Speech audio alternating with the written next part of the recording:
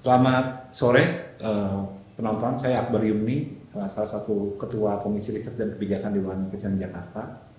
Eh, kita bertemu lagi dalam forum Meja Bundar, yaitu sebuah forum diskusi biasanya berbentuk fokus group discussion, itu FGD, dan memperbincangkan satu tema tertentu dengan pembicara dari berbagai latar belakang, baik praktisi maupun kepakaran. Dan pada tema kali ini kita memperbincangkan mungkin tema yang cukup jarang diperbincangkan di DKJ, di Dewan Jakarta, itu tentang museum atau mendekolonialisasi museum.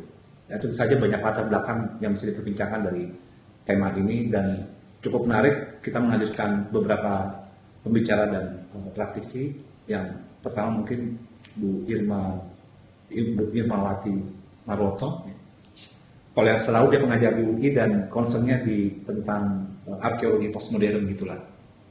Mungkin nanti bisa banyak berbincang tentang apa itu kolonial, museum dan segala macam. Yang kedua ada Mbak Ajeng Ayu Aryanukasi.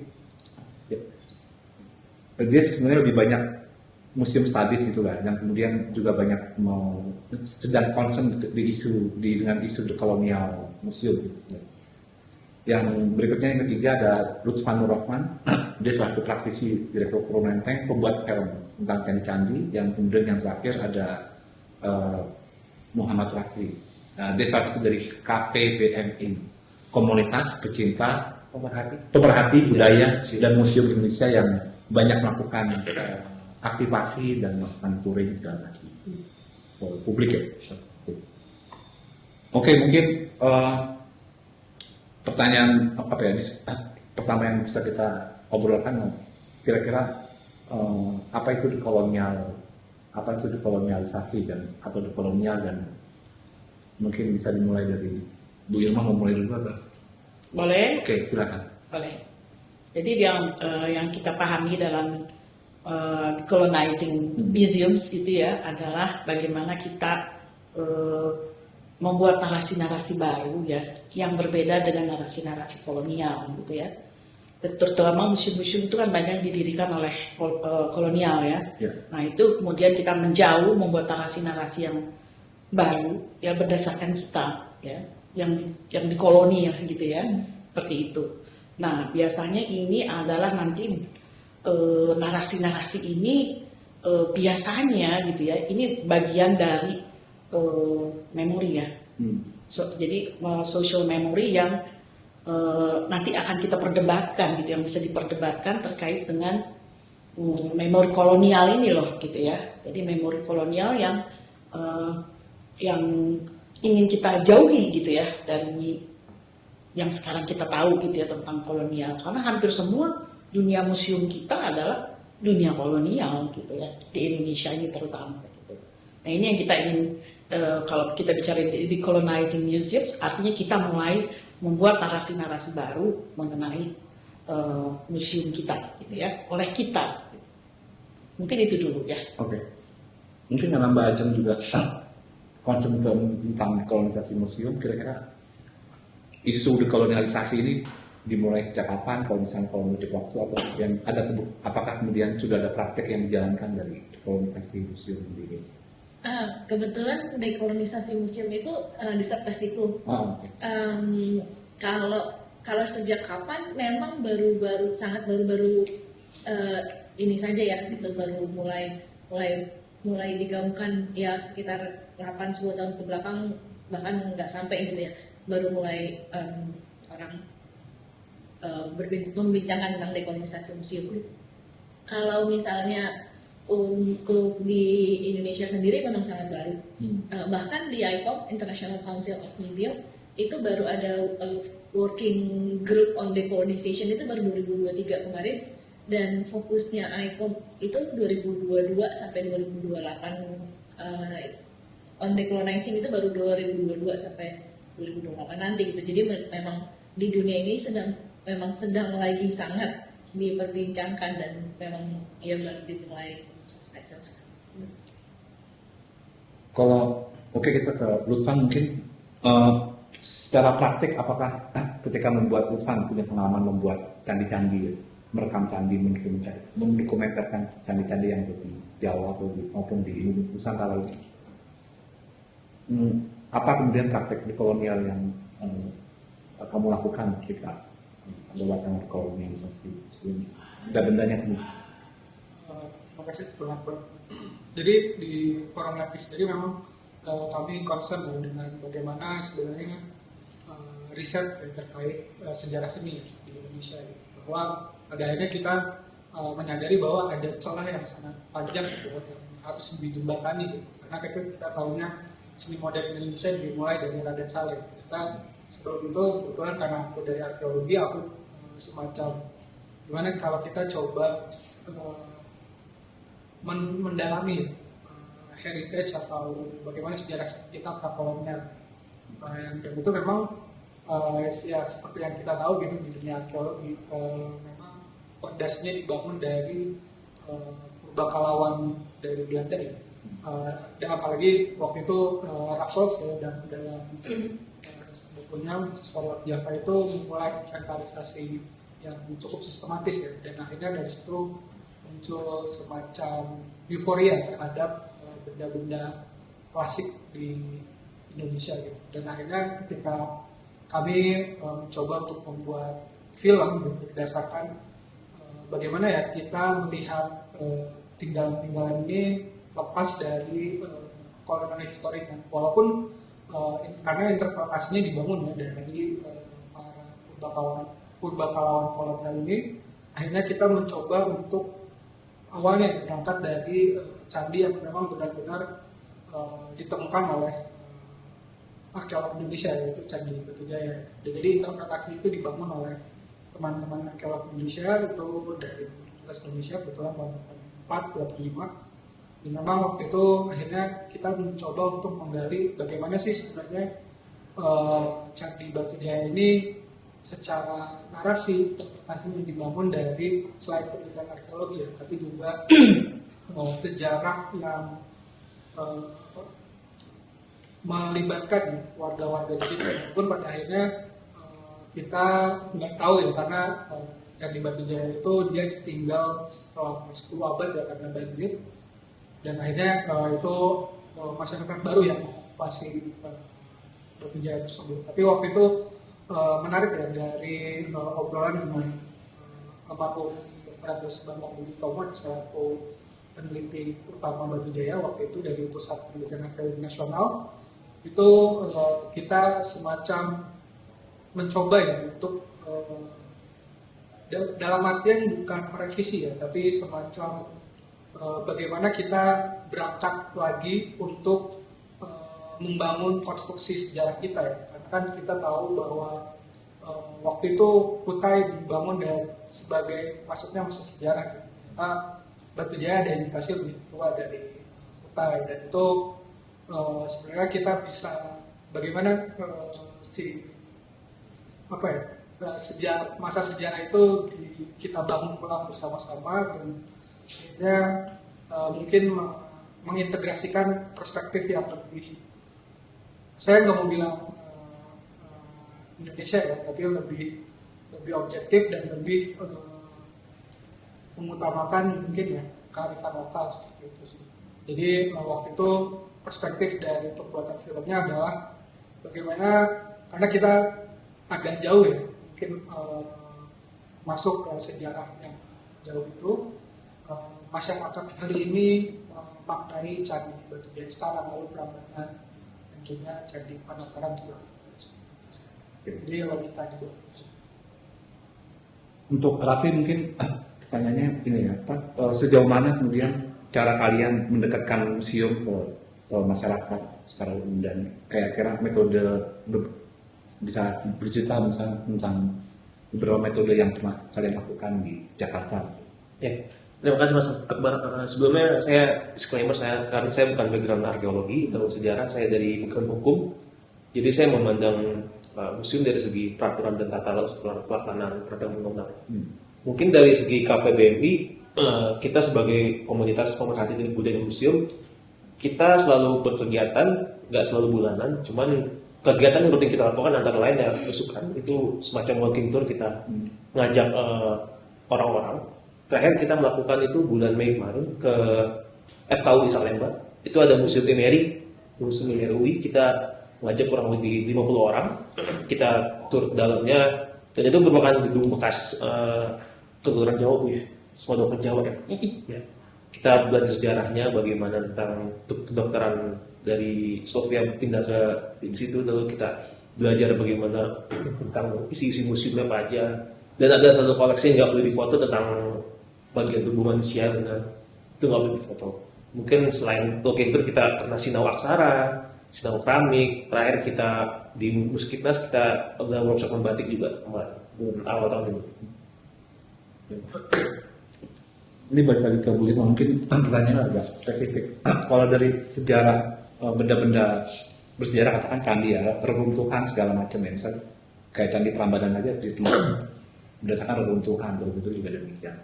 Nah yang kemudian bagaimana ya cara mendekolonial narasi reruntuhan itu, yang narasi baru kalau bahasanya Bu Irma, ketika misalnya pendokumentasian aja di tangan pertama adalah versi ini sangat kolonial, kalau kita merujuk lukisan-lukisan juga sebagai dokumentasi itu juga kalau dibukuin secara TV yang notabene itu mungkin pepohokanannya juga tidak ada di sana gitu. Kayak ada fiksi apa ya, konstruksi Eropa sentris itu.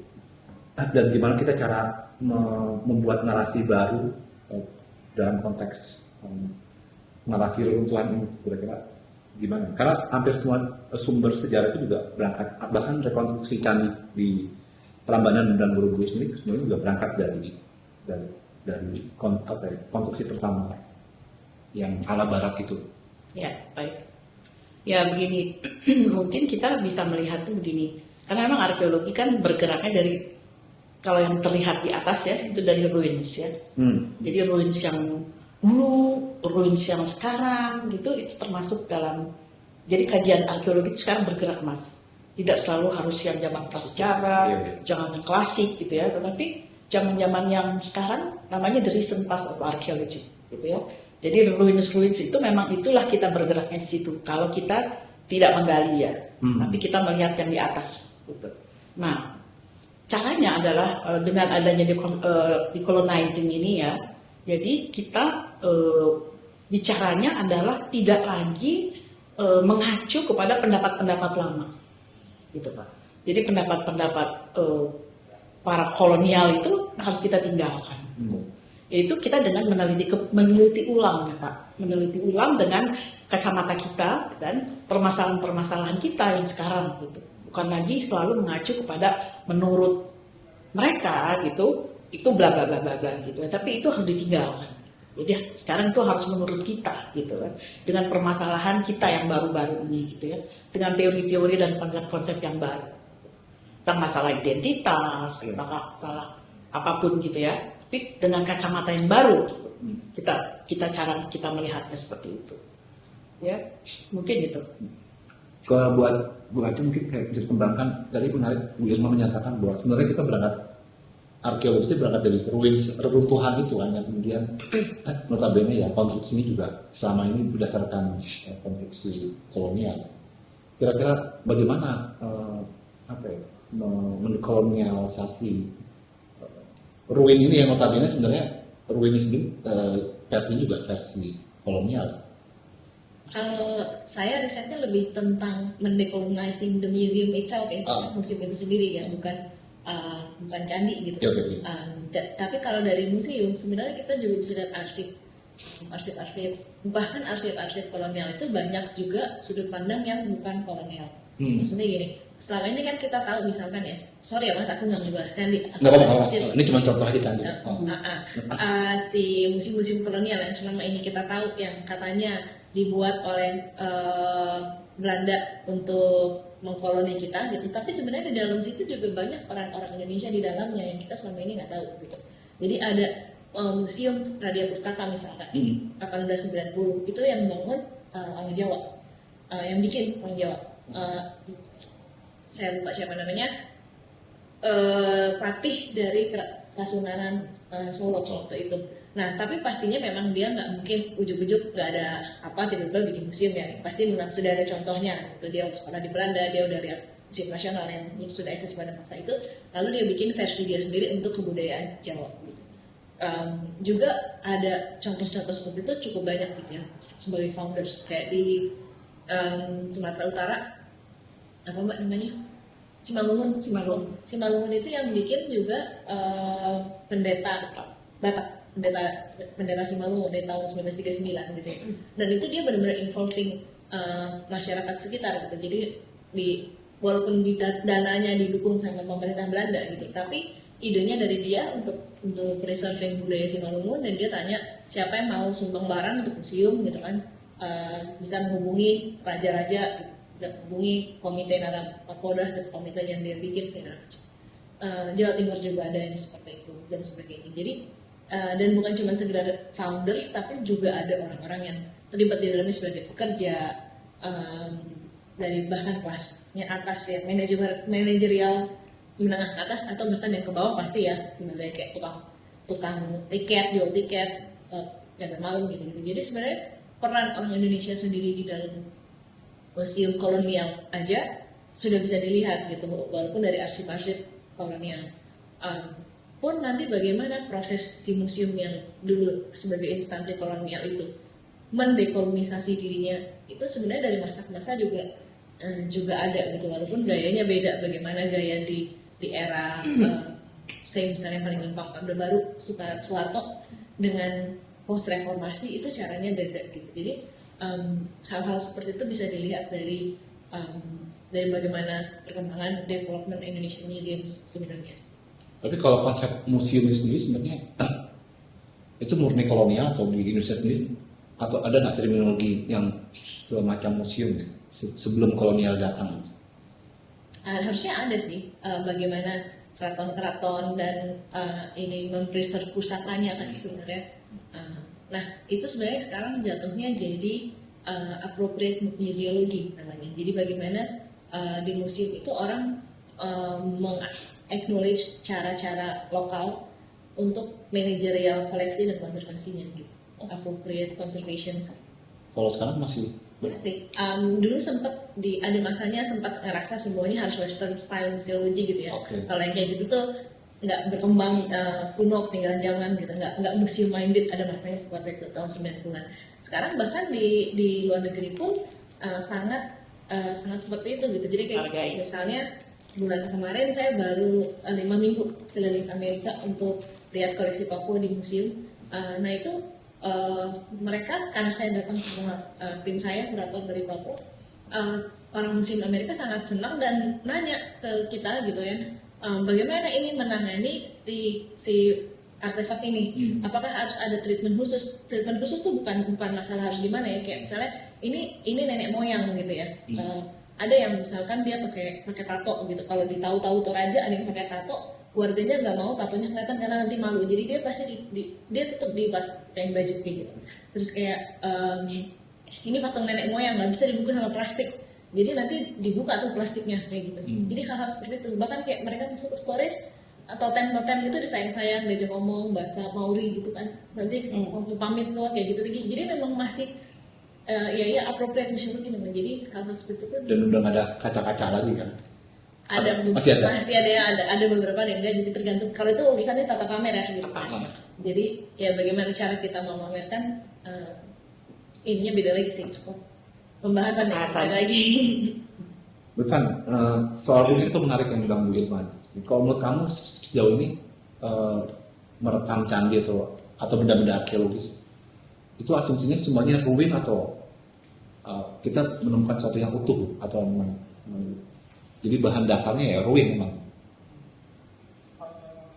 Menarik karena sebenarnya waktu riset terkait film-film Candi Kala ya, Jaya Prambanan, Candi-Candi Jawa Timur dan Muaro Jambi dan Liangan itu semua kebetulan memang berangkat dari ruin. Tapi memang waktu itu di film Prambanan ya, Siwalaya itu kita melihat bahwa sebenarnya sejarah provenance dari Prambanan gitu, bahwa dari awalnya ruins yang ditemukan oleh Raffles, terus dia semacam diekskavasi ya oleh amatir arkeolog amatir kolonial Iserman. Itu katanya tahun sekitar awal abad 20 itu Iserman melakukan apa yang disebut genosida batu-batuan Prambanan, dalam artian batu-batu yang nggak bisa direkonstruksi itu dibuang ke Candi Opak ya, ke Sungai Opak. Terus habis itu dan akhirnya kita melihat ya bahwa sebenarnya sejarah ilmu arkeologi itu dari romantisme para kolonial gitu, lalu pembangunan institusi arkeologi gitu ya di Indonesia ya, di apa outhand these deeds ya, akhirnya melihat semacam tadi ya Bang Akbar bilang ada semacam romantisasi bagaimana sebenarnya mungkin ini beriringan ya sama masa romantik ya, bahwa ada sebenarnya the wise east gitu, jadi ada semacam proyeksi bahwa orang-orang timur ini juga ada semacam kebijaksanaan gitu ya, dan tapi dibangun dengan image yang sangat dalam arti klasik ya, Yunani Romawi gitu. Karena kan waktu itu ada aliran neoklasik ya yang sudah berkembang, dan itu juga jadi awal arkeologi karena disebutkan antiquarian dan itu jadi pengaruh dan ideologi dari itu jadi konstruksi juga, konstruksi. Dan akhirnya juga sebenarnya yang menarik tuh di Prambanan adalah ketika Indonesia merdeka, salah satu program awal itu konstruksi Prambanan, dan akhirnya kan sampai sekarang melanjutkan yang dari Dinas Purbakala. Dan kita melihat di Siwa sekarang ada prasasti kita dengan Soekarno di atas di dalam di batu candinya itu. Jadi ada semacam perubahan proyeksi rezim ya, mungkin kita bisa sebut rezim gitu, ke benda-benda arkeologi ya. Dan akhirnya itu bisa kita lihat bagaimana sebenarnya dari kolonial yang meromantisir, lalu mungkin euforia pengetahuan arkeologi, dan akhirnya di masa kemerdekaan itu dibangun sebagai sebuah simbol identitas yang apalagi Muhammad Yamin itu mengusung undang-undang dari Sabta Parwan yang Majapahit. Itu yang kita coba masukkan dalam bagaimana sih orang-orang Jawa, orang-orang Indonesia ya, walaupun sebenarnya banyaknya Jawa ya, melihat ruins itu gitu. Dan akhirnya kan sekarang harusnya kita lebih inklusif yang memasukkan perspektif dari orang-orang pulau lain. Tapi kita bisa melihat sebuah kasus yang menarik di Candi Panataran. Tadi ada semacam percobaan rekonstruksi yang akhirnya ditinggal gitu, sama para kolonialis, dan akhirnya kita sekarang mendapatkan bentuknya yang bentuk pemugarannya yang seperti yang sekarang, tapi dia mengacuhkan yang sudah dibangun di rekonstruksi ini. Jadi interpretasi yang dibangun atas Panataran itu dia nggak punya tubuh candi, dia ada di sebelah, padahal itu ada di sebelah kaki. Menurutmu genosida batu-batu ruin tadi ketika konstruksi itu selalu terjadi? Pembuangan batu di Kali Opak Prambanan itu selalu berlangsung atau cuma di Kali Opak? Menurutmu gimana?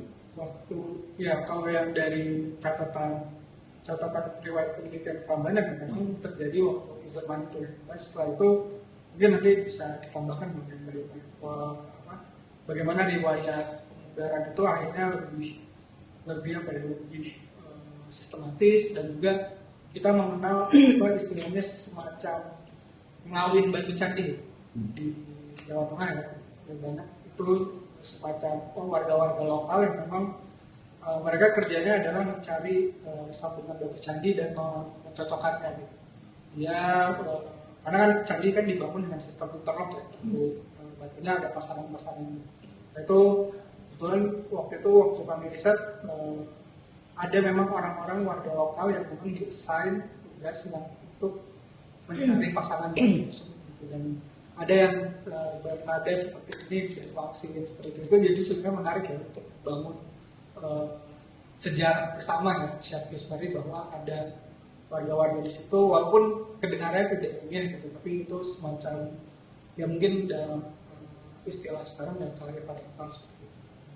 Dan itu kalau nggak salah sudah dibikin juga ya beberapa dokumentasinya di kanal YouTube BPC, Balai Pelestarian Cagar Budaya Jawa Tengah, atau sekarang Balai Kemajuan Kebudayaan, terkait ya Balai Pelestarian Kebudayaan, terkait warga-warga yang memang mencari sambungan baru. Jadi itu semacam performativitas ya, untuk bahwa tubuhnya itu menyimpan memori kolektif dari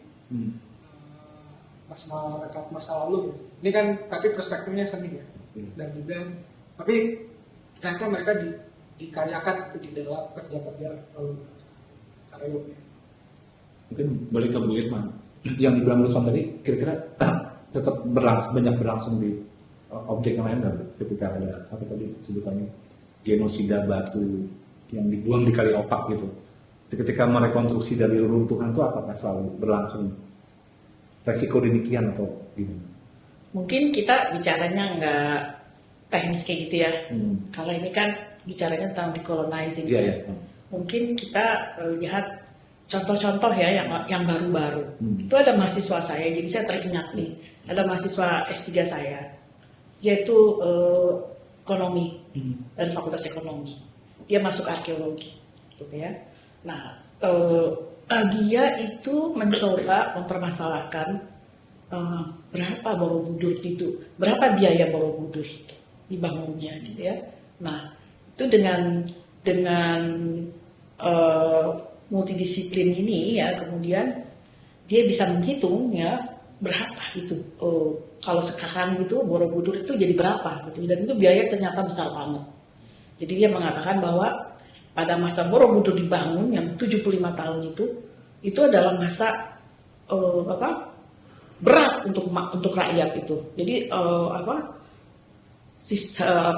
lingkungan segala macam ekonomi itu semuanya menjadi berat gitu, dan akhirnya setelah 75 tahun itu masyarakat di situ mengalami kemunduran dan akhirnya kerajaannya juga pun mengalami kemunduran gitu ya. Jadi pendekatan-pendekatan seperti itu yang mencoba untuk mendecolonizing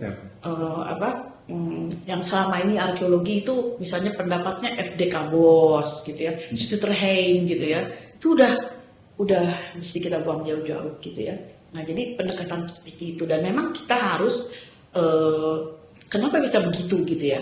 Karena kita pun di departemen kita di arkeologi approach atau pendekatan-pendekatan yang baru itu sekarang kita perkenalkan kepada mahasiswa. Jadi kita tidak lagi bicara mendeskripsikan gitu ya seperti orang-orang Belanda dulu ya, tapi kemudian dikaitkannya dengan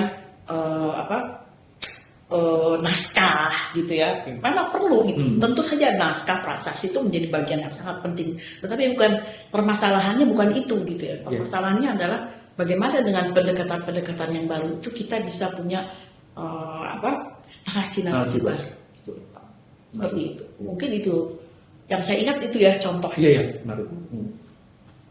Gimana Mbak Irma tentang Mbak Ajeng maaf tentang perkembangan dekolonisasi museum tadi banyak menyebutkan tadi tentang praktek yang berbeda dari sebelumnya, misalnya tadi bisa disentuh segala macam. Nah, apakah itu juga ketika praktek demikian mengubah juga cara menarasikan objek-objek yang sebelumnya, atau kemudian ada perubahan narasi baru apa yang berkembang ketika model museumnya tadi yang lebih interaktif yang Pak Ajeng sebutkan? Sebenarnya itu dua hal yang berbeda ya. Iya. Kalau bagaimana cara museum menampilkan pamerannya dengan lebih interaktif dalam artian bisa disentuh, bisa cium baunya, bisa diraba atau apa gitu ya, atau bisa coba pakai apa. Nah itu lebih pendekatan tata pamer, lebih inklusif. Jadi semua orang bisa secara konten maupun akses fisik bisa mengerti apa isinya pameran museum itu gitu ya, koleksinya. Tapi bagaimana narasi yang disampaikan itu beda lagi ya, itu lebih ke bagaimana kuratorial menceritakan tentang satu objek atau sejarah dari sudut pandang yang berbeda. Nah, bagaimana museum di Eropa dan di Asia Tenggara atau misalnya kayak di Australia atau Amerika, cara decolonizingnya juga berbeda-beda karena kan sejarahnya beda-beda gitu. Kalau kayak Amerika gitu, Australia, dia fokusnya adalah repatriasi human remains dari indigenous atau native people gitu. Terus bagaimana cerita tentang mereka ditampilkan. Nah, kalau kita kan agak berbeda ya sejarah kolonialnya dari negara-negara kayak gitu. Jadi caranya juga beda. Kalau kayak di Belanda dia lebih sering nampilin negatif self history. Jadi dia mengakui bahwa dia menjajah, dia mengakui dia melakukan pembantaian, dia dan sebagainya, dan dia mengakui bahwa ada postkolonial imigran yang kemudian jadi bagian dari Dutch society sekarang. Nah kalau kita kan caranya lain lagi. Ya, tadi dengan narasi-narasi yang berbeda, yang nggak lagi ngikutin kolonial, terus ngeluarin apa tadi namanya kearifan lokal kayak gitu-gitu yang selama ini diopres. Misalnya jamu gitu kan, nggak keren dong dibandingin medical obat-obatan gitu, padahal itu kan kearifan lokal kita gitu. Jadi bagaimana yang hal-hal yang seperti itu juga diangkat. Kalau kayak ada satu contoh yang saya suka dari satu museum ya di Bogor, Museum Nasional Sejarah Alam Sains, itu dia di tata pamernya itu ditampilkan nama-nama apa sih namanya orang-orang lokal yang ikut membantu ilmuwan-ilmuwan Belanda di kebun raya dan sebagainya. Ada si Aep, Atasrip, si siapa lah itu. Nah yang selama ini nama-nama mereka itu nggak muncul di narasi. Muncul kan Reinward gitu kan. Yeah. Terus dan tokoh-tokoh ya kayak Pak Anwar Dilmi atau siapa yang hebat urusan sama hutan dan sebagainya, dan ahli kayak gitu-gitu ya. Yang dari Indonesia orang-orang pertamanya gitu. Nah itu tuh diceritakan gitu, bukan lagi hanya sekedar tokoh-tokoh Belandanya. Itu salah satu cara untuk mendekolonisasi juga. Dan banyak juga museum yang udah demikian. Enggak, sayangnya enggak. Kalau misalnya bentuk museumnya udah kokoh, milik kolonial kan museum nasional misalnya. Nah itu baru menarik tuh kita bicara museum nasional. Itu gimana cara secara bangunan aja udah kokoh kolonial, dan objek-objeknya juga wacananya. Saya bahasnya Museum Sejarah Jakarta ya. Boleh. Saya boleh nanti museum nasional. Oke, nah. Nggak berani. Kalau museum sejarah, Maksudku ketika museum ini sudah kokoh ya, Ya. kolonial, nah itu yang kemudian mengintervensi mendekat. gini, misalkan kebayang ya Mas, Museum Sejarah Jakarta, memang kan bangunannya udah bangunan Stadthaus gitu, dari Stadthaus dari dulu. Gitu. Nah bagaimana kita decolonizing itu? Ya bisa menampilkan, jadi sejarah nggak berhenti di zaman sampai 45. Ya. Selama ini kan berhentinya di furniture-nya berhenti di 45. Gitu. Lalu bagaimana si yang sekarangnya juga masuk, dan tokoh-tokoh orang di Batavia itu kan gak cuma orang Belanda ya, Pasti. tapi ada Sobengkong, ada siapa? Ada Untung Betul, Sarpati, iya. ada Peter Elberfeld, dan banyak lagi, ada bahkan jadi dari abad ke abad itu banyak sekali orang yang tinggal di Jakarta yang rakyat biasa ataupun tokoh yang bukan hanya orang Belanda. Nah itu cerita itu kan bisa ditampilkan dari artefak yang ada, dari mejanya, dari kursi, dari tempat tidur atau apa kayak gitu itu bisa seperti itu, atau dari lagu, sekedar lagu dari masa ke masa kayak. Dan itu sudah dimulai di Museum Jakarta. Itu sedang lagi diusahakan. Kalau untuk pameran temporer sudah lagi dimulai. Kalau untuk pameran permanen lagi diusahakan, moga-moga bisa segera terwujud. Mungkin sebelum ke Bu Irma, Raffi punya komentar tentang perkembangan dekolonisasi yang kalian coba. Mungkin kalian punya argumen atau pengalaman atau komentar tentang praktek museum semacam ini. Ya, terima kasih Mas Akbar. Kalau saya memahami kolonialisme itu kata sifat ya, bukan kata benda. Jadi gimana kolonialisme itu sebuah sifat yang turun-menurun, bukan sebuah kata benda aja. Jadi kalau saya memandang museum dekolonisasi berarti kita suatu warisan yang dari turun-temurun itu dikuasai kepada kita. Bagaimana tadi Ibu Irma dan Ibu Acem bilang, gimana kita menyelesaikan konsep museum sekarang dengan museum zaman dulu kan berbeda. Saya perkembangan depan. Mungkin kalau saya melihat seperti di Museum Uang ada, karena kan koleksi museum itu kan bukan sekedar barang-barang, tapi perjalanan sebuah koleksinya. Jadi kalau saya melihat gimana tata pamer tadi Ibu bilang, gimana kita kalau di Museum Uang kita ada alat tukar zaman dulu, terus sampai bahkan ada uang-uang hologram, dan bagaimana museum itu dapat hidup di zaman sekarang. Dan untuk semua Gen Z itu kayak, kalau saya bilang Gen Z kan karena pelariannya kan sampai soal mental health segala macam, social issue kan butuh tempat healing mereka. Gimana kalau menurut saya museum itu sebagai tempat healing Dan untuk Gen Z ada spot-spot Instagramable dan gimana cara kita untuk memikat dan memaknai museum sesuai pengalaman Gen Z sekarang. Gitu. Balik ke Bu Irma tadi tentang Iya, Pak. cara mendekolonial misalnya Museum Nasional yang kokoh itu ya. Itu ya. Mungkin nggak praktek-praktek yang dibilang Bu Aceng tadi yang tokoh-tokoh yang segala macam itu dia bisa muncul di benda-benda yang sangat agung gitu. Iya. Ya ini obrolan kita di kelas nih biasanya nih ya Mas. Karena kalau di kelas kan bebas ya. Iya. Terpaksa kita bawa ke meja bulat, ke meja bundar ini. Bunda. Meja bundar ini.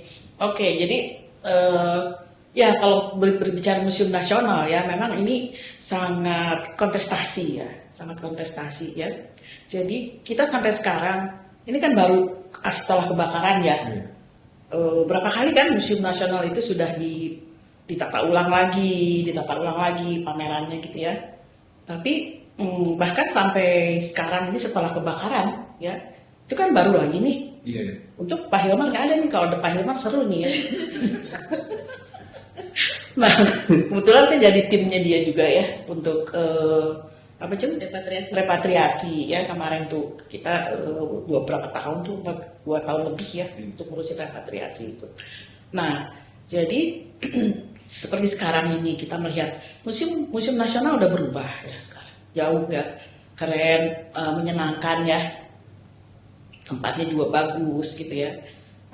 Cuman kita sebagai saya sebagai siapapun akademisi itu masih mempertanyakan gitu ya, mempertanyakan dalam arti ini kan museum nasional, artinya apa? Kita harus menampilkan museum ini sebagai sebuah identitas nasional, identitas dari masyarakat yang post kolonial kan ya. Jadi artinya harus inklusif dan sebagaimana. Dan kemudian juga mestinya kita mendekolonize juga kan. Iya. Hanya sekarang kita bisa melihat dari konstruksi yang sekarang ya, dari konstruksi yang sekarang itu kita masih melihat belum terjadi seutuhnya gitu ya. Jadi seperti misalnya begitu besarnya repatriasi itu dipamerkan ya, yang menurut saya ini kita belum mau mendekolonize kalau begini hebatnya. Justru menurut saya, misalnya perhiasan yang begitu banyak kita ambil kemarin dari Belanda itu, kita ambil kembali ya, itu dipamerkan seolah-olah memperlihatkan dengan judul ruangannya aja repatriasi gitu ya. Artinya kan apa? Memori yang dibangun itu kan artinya memori bahwa kita pernah dijajah Belanda gitu ya, yang seharusnya kita udah nggak ngomongin itu lagi gitu menurut saya ya. Jadi kalaupun benda-benda itu mau kita pamerkan secara heboh ya, nggak apa-apa gitu ya, tetapi dengan narasi yang lain gitu loh. Misalnya perhiasan, tentang perhiasan itu kan bisa kita lakukan riset ya, kita bisa lakukan riset. Misalnya saya melihat begitu banyak ukuran cincin yang beragam sampai kecil-kecil gitu ya. Ini kan timbul pertanyaan, loh kok banyak banget sih cincinnya nih. Udah gitu ada dari besar, ini kecil-kecil. Nah, misalnya, itu kan harus kita eksplor ya, harus kita teliti sebelum kita menyampaikannya kepada masyarakat. Jadi menurut saya, kemudian apalagi, selain cincin-cincin, apa yang kita patung itu, arca-arca itu. Arca-arca itu digelar aja begitu. Arca ini. Ya kita juga tahu ya. Akademisi apalagi kita tahu nih arca apa. Tapi lalu apa maknanya gitu? Pesan apa yang mau kita sampaikan kepada masyarakat itu, pada anak-anak muda ya, pada ini. Kalau cuma begitu aja gitu kan. Tapi itu judul besarnya kan repatriasi gitu. Artinya apa? Memorinya kan kembali ke repatriasi. Waduh, jajahan Belanda nih. Tapi kan harusnya nggak gitu. Menurut saya arca-arca itu harus kita buat narasi, misalnya dia adalah direkonstruksi di dalam sebuah candinya, karena memang ini adalah mengapa kita meminta ini, karena itu pada masa Pak Yamin sudah diminta tapi tidak dikasih sama Belanda itu ya. Pernah dibawa ke Indonesia waktu itu, katanya ada judulnya adalah Share Heritage ya kan, dan kita mau aja bikin share heritage itu. Datang tuh sini kita omongin, kita seminarin, balikin dibawa lagi ke Belanda gitu ya. Kita dikasih apa? Castingnya. Yang ada di Museum Nasional tuh castingnya gitu loh. Replika apa namanya? Bukan replika apa namanya? Ya casting ya. Seperti itu. Nah bayangin, jadi kita kan bisa membuat satu cerita bahwa ini adalah puncak keindahan art tadi ya, seni yang sangat tinggi pada masa Singasari. Kita bisa membuat sebuah cerita tentang Singasari, ya kan, yang luar biasa itu gitu ya. Nah, kalau diceritakan seperti itu, mungkin lebih bisa menggugah memori baru ya. Oh, keren nih nenek moyang kita gitu ya. Begini gitu ya, nah, segala macamnya, begitu indahnya mereka, begitu intricate-nya secara seni gitu ya. Nah, kalau digelar begitu aja terus apa? Judul besarnya cuma repatriasi. Artinya memori yang dibangun kan memori kita dijajah gitu kan. Terus kebanggaan kita apa? Yang kedua, tentang kebakaran. Tentang kebakaran.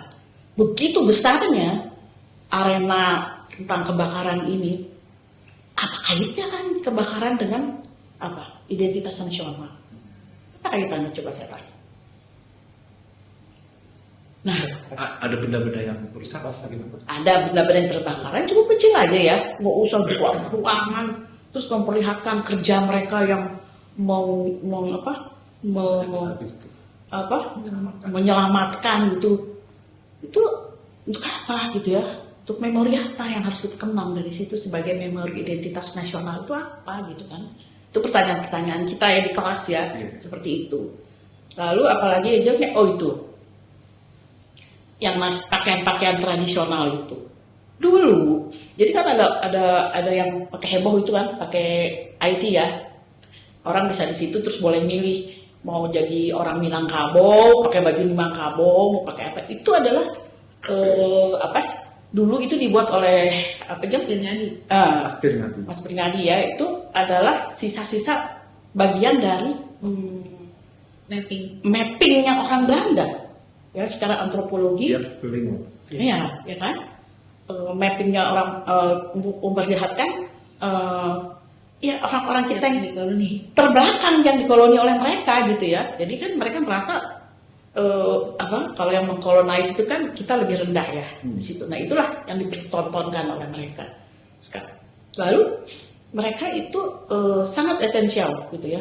Jadi Jawa ini. Lalu sekarang itu misalnya ada Indo-Indo, ada orang-orang Tionghoa, di mana tempat mereka? Arab, Papua ada ya di situ ya. Mereka di mana tempatnya gitu ya? Nah itu yang menurut saya itu juga perlu kita diskusikan lah gitu ya. Apakah itu sudah termasuk dalam decolonizing gitu ya? Jadi kayak gitu Pak, banyak ya ininya. Tapi sebenarnya repatriasi sendiri dampaknya besar nggak buat? Ya. Saya nggak tahu Pak, gitu ya. Saya nggak tahu, kalau kita harus riset sendiri tuh. Kita harus nanya anak-anak muda yang datang ke sana. Kalau Mbak sebenarnya buat ya buat Indonesia sendiri seharusnya besar lah ya, minimal kita punya pembacaan sendiri gitu. Ya iyalah pasti ya gitu. Cuman kan jadi isu lagi nih sekarang dengan semuanya balik ke Jakarta. Daerah-daerah kan mulai bertanya mereka, semua di sana, gitu kan? Benar-benar. Kita gitu kan? Karena perampasannya juga di banyak tempat kan? Iya, betul. Jadi kayak misalnya itu. Kalau jejak mengembalikan ke lokasi asal itu bisa dilacak lah ya sebenarnya. Ada provenance research-nya kan ada Pak. Jadi di Belanda itu masih ada loh berlian-berlian yang segede-gede apa yang punya Banjar. Tapi memang kalau berlian Banjar itu memang agak kontroversial ya, karena kalau dikembalikan nggak mungkin dikembalikan ke Banjarmasin, karena nanti dikembalikan ke siapa gitu. Karena kan nanti dengan berlian semua orang ngaku ya. Turunannya buat saya, keturunan saya. Nah, jadi memang Jadi sebenarnya juga belum berlangsung repatriasi sepenuhnya ya, karena pulangnya ke Jakarta kan ke lokus. Sebenarnya zaman kolonialnya memang ada aturan. Jadi waktu ada ekspedisi militer ataupun ekspedisi museum atau ekspedisi saintifik apapun itu ya gitu ya. memang barang-barang dibagi dua antara Batavia sama Belanda. Oke. Leiden.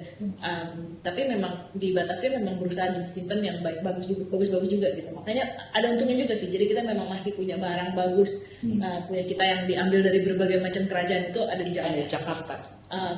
Ya, saya ngerti sih konsepnya kenapa harus pulang ke Jakarta gitu, karena sebagai ibu kota, terus nasional, seluruhnya segala macam. Tapi Dari PCB. Iya, tapi saya juga mengerti sih kenapa di daerah paling nggak museum provinsi gitu, rasa dia juga berhak untuk dapat gitu, karena itu kan koleksi dari provinsinya dia gitu. Paling nggak untuk museum provinsi gitu. Kalau menurut kamu kan apa aja yang perlu direpatriasi? Apakah selama ini, kalau tadi logiknya adalah benda-benda yang sangat adu dukung atau tetap itu, apakah ada hal yang lain perlu direpatriasi di masa lalu? Ini menarik juga sih. Tadi saya cuma diskusi dari Mbak Irma dan Mbak Ajeng ya, bahwa sebenarnya kita belum ada tahap sebenarnya yang perlu dilakukan setelah repatriasi, setelah diplomasi budaya tersebut gitu, bahwa ada semacam bagaimana kita dalam artian bukan mengembalikan barangnya, tentu barangnya satu, tapi kedua bagaimana memorinya tadi dari Prof. Irman gitu. Menarik karena saya juga waktu menyusun film Nyanikal itu membaca Michael Shanks, bahwa ada semacam tawaran ya, bahwa mungkin kita nggak pada repatriasi bendanya, tapi memperformkan dalam artian bagaimana misalnya dalam sebuah ruins atau situs arkeologi yang mungkin sudah kehilangan benda-bendanya seperti itu, tapi ada semacam usaha dari kerjasama dari arkeolog dan seniman dan juga masyarakat lokal untuk di lokusnya itu untuk semacam membuat pemetaan bersama, pemetaan mendalam dalam artian selain menggali sejarahnya, tapi juga bagaimana kita merekonstruksi bersama. Kalau di teorinya arkeologi post prosesual kan ada self reflexive ya, dan dia membangun selalu mengkonfirmasi risetnya dengan masyarakat lokal, dan akhirnya untuk membangun sebuah rekonstruksi bersama yang mungkin lebih eksklusif dan lebih bebas mungkin dari bias-bias lokasentris satu, dan juga bias-bias nasional besar Jakarta gitu ya. Itu teorinya dari Shanks itu sangat menarik karena akhirnya peninggalan itu dalam artian bukan menjadi tujuan utama gitu, tapi dia menjadi semacam titik berangkat untuk semacam membuat, karena kan sejarah itu kan dia konstruksi. Kalau dulu konstruksi rezim misalnya, sekarang di-push atau didorong untuk menjadi rekonstruksi bersama yang antara peneliti dan masyarakat lokal.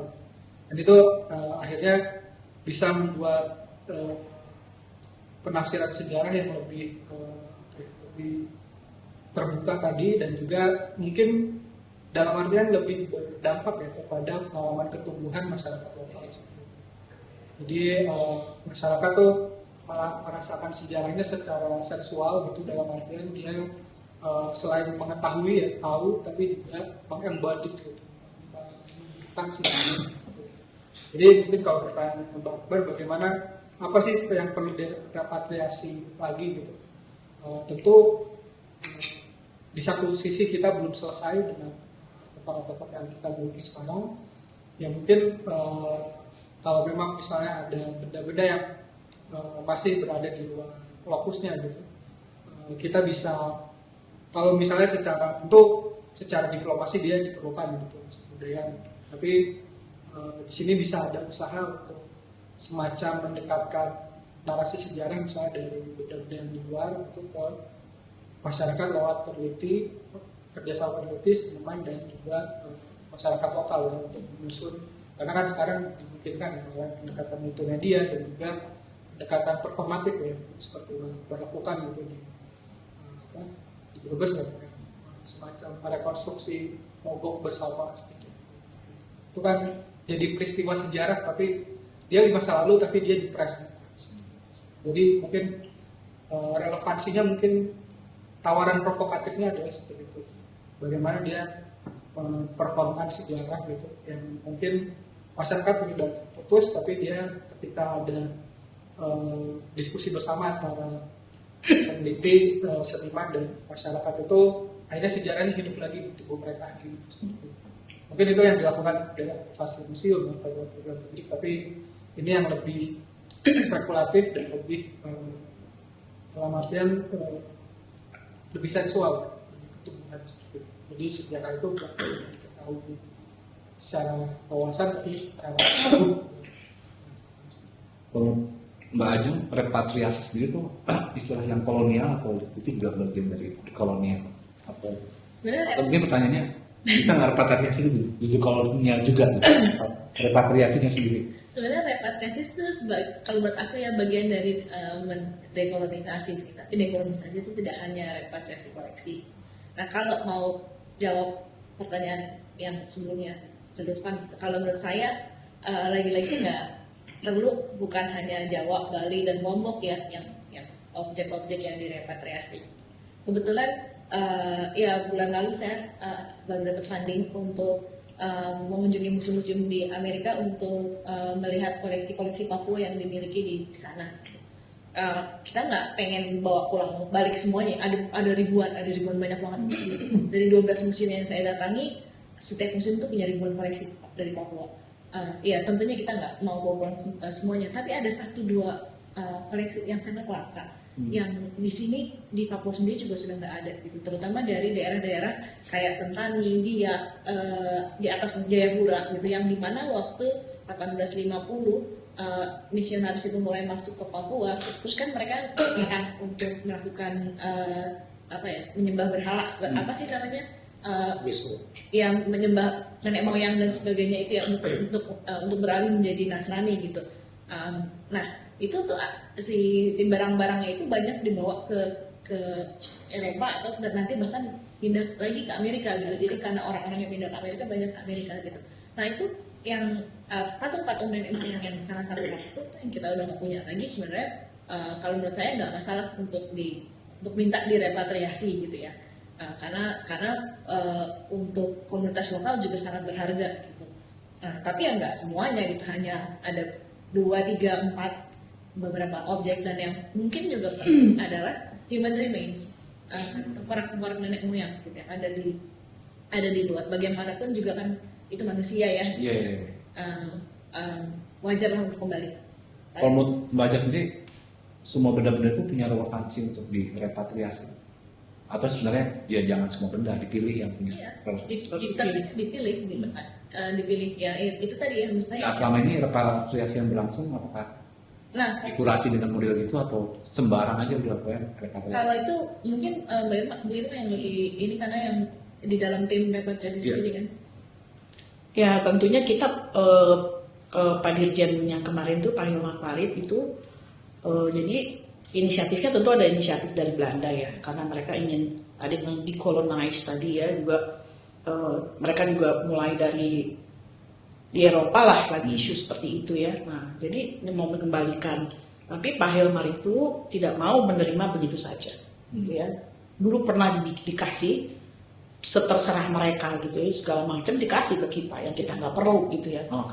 Jadi sekarang Pak Hilmar nggak mau, dan kemudian dia membuat timnya tuh terdiri dari arkeolog, macam-macam lah gitu ya.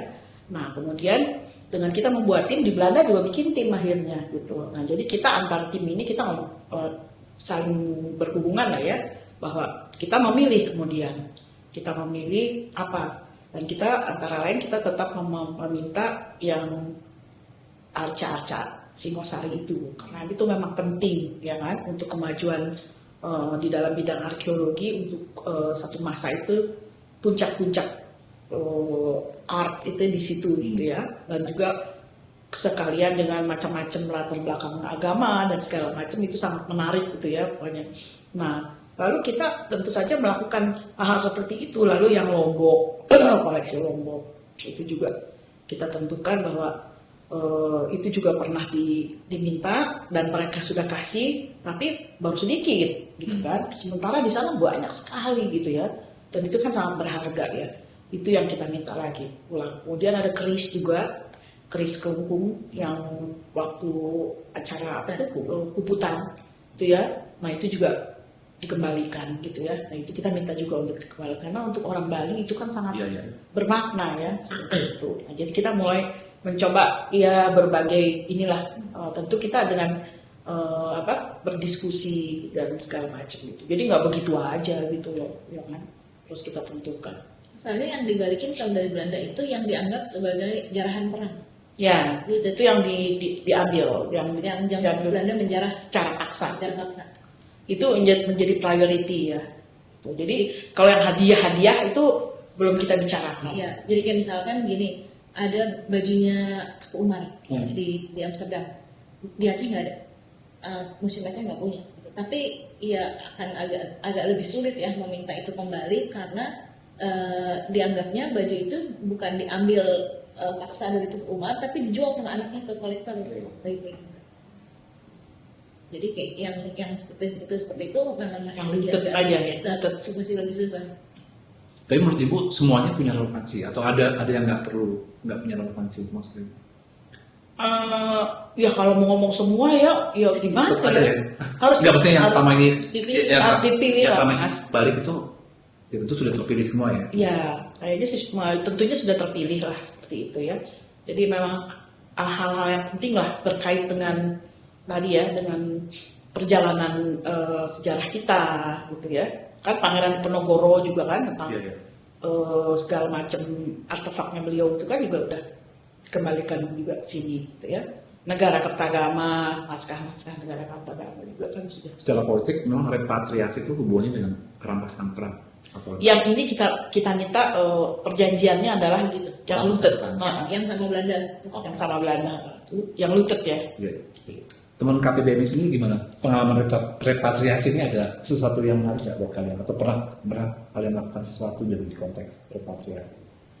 Kalau untuk KPBMI sendiri, karena saya baru kemarin baru berkunjung ke Museum Nasional, cuman sendirian ya, nggak atas nama KPBMI. Saya melihat ada banyak barang-barang yang seperti Ibu bilang, karena seperti Korea itu kan mau repatriasi barang-barang dari Jepang. Mereka kan nyatakan tempat yang banyak, cuman sekarang juga bingung. Jadi Arca cuma di narasi-narasi yang apa di pelajaran kita sejarah pada umumnya, jadi nggak menginspirasi gimana puncak karya suatu bangsa kan dalam bentuk arca itu kan semua sekali. Jadi saya juga sebagai anak generasi muda melihatnya, wah ternyata museum-museum kita masih seperti apa yang dikolonisasi, karena pada dasarnya kan kolonialisme kan kata sifat bukan kata benda, tapi sifat-sifatnya turun ke kita semua. Begitu. Oke, sebelum terakhir mungkin dari Bu Rima dulu ya, sebagai penutup lah. Kira-kira mendekolonialis museum dan segala macam ya itu kira-kira apakah sebagai kebijakan yang dimungkinkan di Indonesia? Karena kalau misalnya selama hari ini melihat museum itu kan ya udah, museum Indonesia itu kayak beberapa tempat yang misalnya kayak selalu berbau konservatif gitu, tidak interaktif segala macam. Itu apakah gimana menurut Bu Irma membuat narasi baru atau mungkin bentuk baru yang kemudian warga atau masyarakat Shalom itu jadi kayak tertarik untuk tahu masa lalu, terlibat dengan museum segala macam gitu? Apakah kemasannya atau narasi mungkin ya? Dua-duanya ya harusnya ya. Jadi kita harus bergerak. Kalau di museologi itu tentu itu dua-duanya gitu ya. Jadi secara konseptual juga secara pamerannya gitu ya. Dan juga ada program gitu ya. Dengan program-program juga. Jadi museum bergerak tuh di antara itulah gitu ya. Nah, jadi kalau memang mau, dan menurut saya itu semacam keharusan ya. Kita berjalan. Kalau museum kita masih seperti ini terus ya susah ya untuk apa gitu loh. Kita punya museum banyak misalnya juga, tapi nggak mengedukasi, nggak memberikan sesuatu experience tadi yang dikatakan Mas Lufwan itu ya, ketubuhan juga gitu ya. Nah, menurut saya ini kita harus beresin gitu loh. Museum itu harus diberesin gitu ya. Jadi kita mulai belajar bagaimana menyampaikan hal-hal yang baru ya seperti itu. Jadi sorry. Kalau kita masih begini, ya tentunya nomor satu adalah bagaimana kita bersama-sama ingin kalau Pak Menteri sekarang kan juga ingin membangun museum ya. Banyak museum. Banyak museum. Nggak apa-apa gitu ya kalau misalnya memang mau sorry mau membangun museum-museum yang baru, tidak apa-apa gitu ya kalau dia mau gitu ya. Tetapi jangan lupa juga membereskan museum-museum yang sudah ada gitu ya. Karena ini memang kita perlu langkah 1000 ya menurut saya. Kalau mau kita maju ya dengan museum-museum kita, kasihan ini generasi ini kalau cuma kita kasih museum yang kayak sekarang gitu. Ya, apalagi kita bicara decolonizing. Mungkin itu dulu ya. Oke. Mungkin berarti bisa nggak kita melihat ya sebagai penutup statement juga tentang gimana apa sih yang harus dilakukan museum kita hari ini, Bang? Tentu saja mendekolonial itu berbentuk salah satu dari. Sebenarnya ya sama ya seperti Bu Irma, bagaimana kita harus ya bergerak gitu untuk mulai gitu, dan jangan takut untuk berbeda sebenarnya, karena salah satu hal yang jadi masalah di museum Indonesia adalah oke, kita tahu teorinya begini, tapi giliran prakteknya tapi museum lain enggak gitu kan, terus masa gue mau beda sendiri gitu. Nah itu untuk itu juga sebenarnya harusnya nggak apa gitu, kayak kalau memang itu untuk kebaikan, perubahan itu untuk kebaikan, tapi untuk menjadi yang duluan gitu, untuk museum-museum Indonesia ya gitu. Itu sering banget ditemui seperti itu, bahwa tahu sih logikanya begini, teorinya begini, tapi dalam prakteknya kok orang lain nggak gitu ya, terus kita gimana nih gitu. Yang juga mengubah paradigma museum itu penting. Ya, so penting. Persepsi tentang museum itu seakan-akan ya udah gitulah. Terutama untuk orang museum. Ya, karena selama ini nggak pernah ketemu ya Mas, orang museum merasa mereka sudah melakukan sesuatu gitu ya, tapi orang nggak datang, jadi kesannya kayak emang nih orang Indonesia nggak suka ke museum gitu kan, kita udah bikin acara, bikin apa, tapi orang nggak datang. Tapi kalau pengunjung persepsinya adalah ya museum ini gitu-gitu doang, museum ya nggak semuanya gitu, ada juga yang bagus gitu, tapi ya museum gitu-gitu doang ya gimana kita mau senang datang gitu. Jadi dua persepsi ini tuh memang harus dijembatani gitu, bahwa emang ada yang harus diberesin dari sini, pun di sini nanti juga kan jadi akan oke gitu kalau sesuai sama, kalau museum itu relevan sesuai sama kebutuhan masyarakat masa kini gitu. Jadi memang nggak bisa berhenti di satu zaman aja gitu, memang harus terus ngikutin perkembangan zaman, kebutuhannya apa. Itu yang relevansi itu yang ini agak kurang gitu museum kita. Sekarang bukan apa yang perlu dikolonial konteksnya ya apapun ya, melalui praktek seni, film segala macam. Dan menurut kamu konteks museum hari ini tuh bagaimana kita menyikapi agar museum jauh? Terus selain mendekolonisasi konsep museum dan juga cara penyampaian, yang paling penting juga sebenarnya bagaimana institusi pendidikan bersinergi dengan bagaimana wacana kebudayaan negara ini gitu. Dan bagaimana kalau biasanya kita lihat kan SD museum catatan seperti itu. Ini jadi tantangan sebenarnya. Tadi betul dari Bu Irma dan Mbak Jan ya, terkait bagaimana program ini bisa lebih men-engage entah itu semua lapisan masyarakat, tapi yang paling penting adalah museum itu nggak cuma jadi storehouse dari pencapaian-pencapaian, tapi dia jadi institusi pendidikan yang aktif itu untuk nge-reach out masyarakat lebih luas ya. Mungkin itu memang peran yang dibutuhkan selain orang museum yang harus